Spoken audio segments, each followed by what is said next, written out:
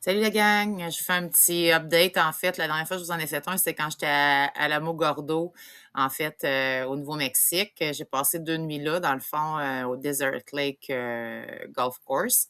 C'était super bien, là, c'est ça, les super belles photos là, avec les montagnes en arrière, puis tout ça, c'était vraiment beau. Euh, En fait, quand j'étais là, j'ai pris la peine d'aller voir le White Sand National Park. C'était comme à 17 minutes, en fait, de là. Fait que je suis allée là. Ça fait une loupe, dans le fond, de 28 000. Ben, 28 000 pour aller à un bout puis revenir. Fait que c'est comme...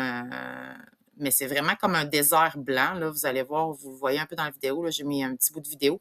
La vidéo rend pas justice, là. C'est vraiment impressionnant. Puis je suis débarquée avec les chiens, puis j'ai touché, là, le sable, il est froid, froid, froid, là. Il faisait comme 20 cucs cette journée-là. J'étais allée sur l'heure du midi. C'est vraiment, le sable est super froid.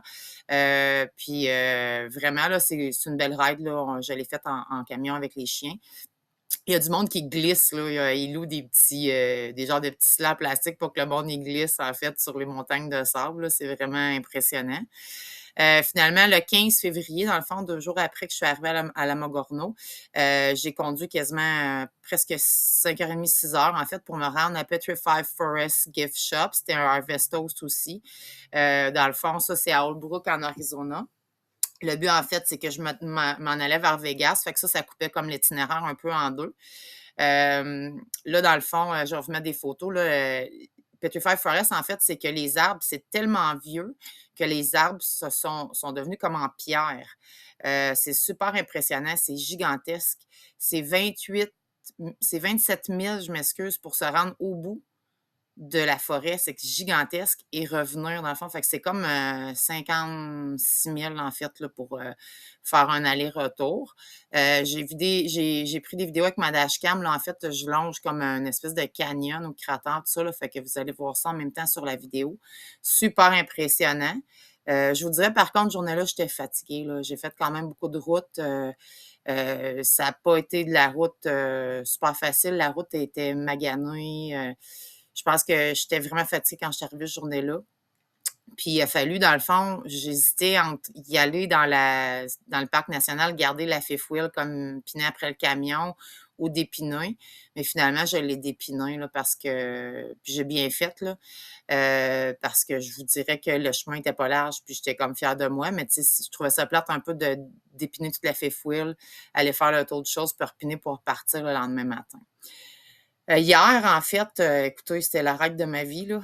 Je suis partie, en fait, de Petit Forest le matin quand même assez tôt. J'avais 5h15 sur Google à faire de route. Sur 550 kilomètres de route à peu près, je vous dis qu'il y a à peu près 50 kilomètres, puis pas bout à bout, là, de route qui était cool. Le reste, c'est impressionnant, mais c'est stressant là, quand tu traînes 8-9 000 livres en arrière de toi. J'ai passé, je pense, 3 chaînes de montagne où c'était la même chaîne de montagne. Puis à un moment donné, ça marquait 5000 pieds d'élévation. Puis là, ça se remettait à monter, ça se remettait à descendre. Ça a été ça toute ma journée. Finalement, j'étais arrivée à Los Angeles. Los Angeles, dans le fond, tu prends la 93 Nord, si je ne me trompe pas, vers Vegas. Il reste 112 000, 112 000 à faire. La route est dégueulasse. Dégueulasse, là. Des nids de poules dans des trous là, dégueulasses. Je vous en ai mis une petite partie, là, puis ça rend même pas justice à comment c'est dégueulasse. Fait que finalement, je me suis mis dans la voie de gauche. À un moment donné, c'était 65 000 à l'heure. Le monde en arrêtait bien, bien loin. Il y avait un autre fifou en avant de moi, on s'est mis les deux. Hey, ça brassait, ça avait pas de bon sens. J'ai dit, ça n'a pas de bon sens. À 65 000 à l'heure, ça brassait, là. Fait que j'ai fait un bon bout. À un moment donné, là, l'autoroute est venue belle. Mais là, tu sais, c'est encore monte-descend, monte-descend, monte-descend, 6 sur 1 000 de descente. Ça remonte, t'arrives en bas, ça tourne, ça remonte.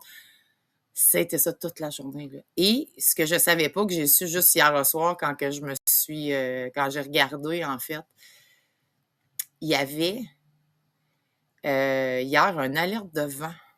Des bourrasques à 20 000, du vent à 20 et 30 000 kilomètres, 1000 à l'heure, 1000 à l'heure, et des bourrasques à 50 000 à l'heure. Fait que vous allez voir dans la vidéo, des fois, ça shake, là. C'est pas la caméra qui est mal ajustée, là. C'est vraiment les coups que ça donne dans le camion. Puis je vous ai mis ma face, là. Puis je vous dirais, là, le dernier 100 kilomètres, j'en avais plein le cul, là. J'étais tannée, là. J'étais comme: «On peut-tu arriver?» Elle s'arrêtait plus, monte, descend, monte, descend et là, j'ai pogné la Overdam. Il faut qu'on passe par-dessus. Puis là, encore là, j'ai regardé la vidéo ce matin, là, ça rend pas justice à comment c'est impressionnant puis c'est stressant passer là-dessus, plus les bourrasques de vent en fou, là. Je vous jure, ça brassait, là. Les vannes, je voyais les vannes avant moi qui faisaient ça, je le sentais dans le pick-up, les coups. Puis c'est 65 000 à l'heure, là. 65 000 à l'heure, là. Ça roule, puis t'as des bourrasques de vent, puis tout ça. Puis vous allez voir ma face, à un moment donné, j'ai mis un épisode là, que j'étais pas super contente. Il y a une vanne, on est dans une espèce de champ.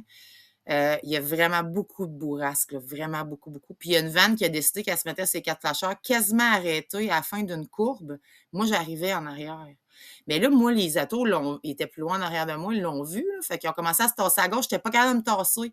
Merci, là, mes breaks étaient bons, là, parce que j'ai ralenti, ralenti. Mais là, tu vas à 60 quelques mille à l'heure, puis tu vois ça, cette vanne-là, mettons, je sais pas moi, à 5, 6, 700 pieds en avant, qui se met ses 4 flasheurs puis qui ralentit presque arrêté. Puis là, les autos, ils l'ont vu en arrière de moi puis ils se tassaient. Là, vous allez voir ma face, je te chiolais ça.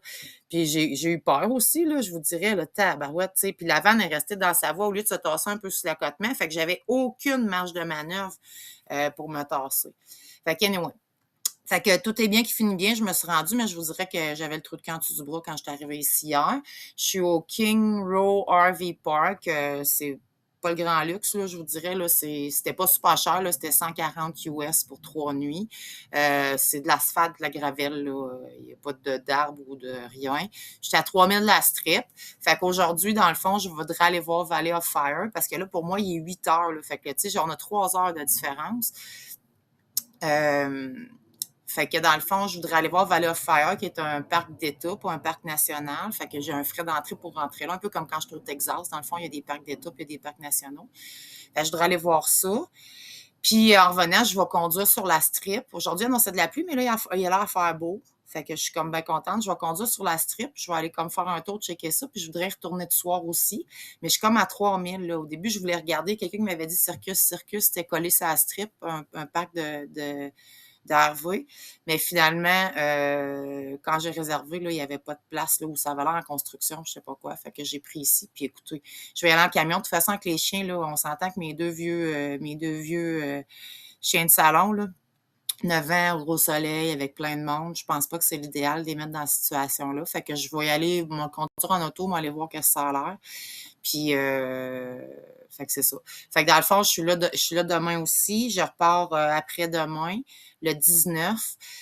Puis je m'en vais à Fredonia, qui est à peu près à 3 heures d'ici. Là, puis j'ai regardé, je repasse pas par-dessus Overdam.